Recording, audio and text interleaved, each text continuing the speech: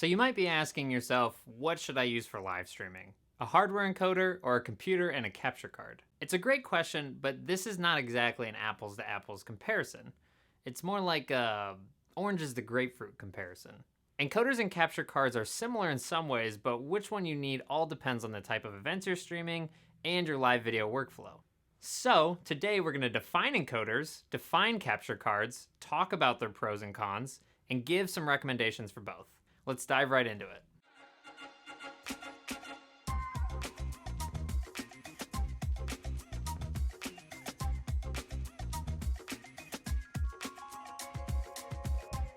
Let's start with capture cards. A capture card is a device that allows you to convert raw video into a signal that your computer can read. Most of the time, you're converting HDMI or SDI to USB. Yes, believe it or not, computers don't actually work as video inputs. They really can only output. So you'll need a capture card if you want to use a program like OBS to see your live video. Just a heads up though, capture cards don't do any encoding themselves, so you'll be relying on your computer to do the heavy lifting for streaming. If you want your computer to be the main source of your production, then this might be the way to go.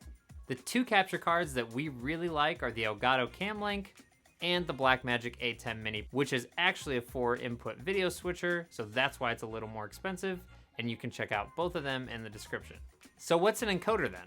A hardware encoder is a dedicated device, like the BoxCaster, that inputs raw video and audio, compresses it into a format suitable for live streaming, and sends it out to the internet. Well, more specifically, it gets sent to a streaming service like BoxCast or YouTube Live, and then from there, the video gets distributed to your viewers all across the globe. Instead of having a dedicated computer for your live stream, hardware encoders do all the heavy lifting so you can use your computer for other things that computers do. If you're new to live streaming, this might be a little bit easier because all you have to do is plug it in and go live. For me, it really just depends on the event I'm streaming. Personally, I like the reliability of dedicated hardware, but both capture cards and encoders have their advantages. Using a capture card in conjunction with streaming software can be great when you need the ability to overlay animated graphics, run instant replay, or add live video effects like green screening. Some of our favorite streaming softwares are in the description, and it's important to note that they can all push an RTMP feed to BoxCast. On the flip side, I've had capture cards fail, and sometimes our computers crash during a live stream and, well, you know the feeling. Just make sure you're using capture cards that are really high quality and pair them with a powerful computer to get the best results. Now for multicam setups like weddings, sports, graduations, or corporate stuff, I really like to use a hardware encoder with a video switcher. If the event is mission critical, I don't want to have to worry about my computer crashing. And I really just like things that do one job really well. That's just me. The BoxCaster and BoxCaster Pro also utilize BoxCast Flow, which is our special streaming sauce that allows you to stream really crispy video even when your network isn't perfect. It's a little more complicated than that, but we have a post in the description explaining the benefits more in depth.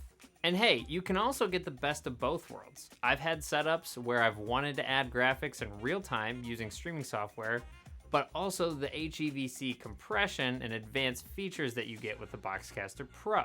So in that scenario, I've actually sent a mixed feed from my switcher to a capture card and then added mix effects from the streaming software. From there, I output that polished program feed to a BoxCaster Pro via HDMI. It's a little goofy, but trust me, it works great. And then your computer isn't just to get the live stream out. So that's about it. Do you prefer hardware? Are you a fan of capture devices and streaming software? Maybe a little bit of both? Let us know in the comments below. If this video helped you, give us some love, like and subscribe, and feel free to comment with any additional questions. Thanks for watching and happy streaming.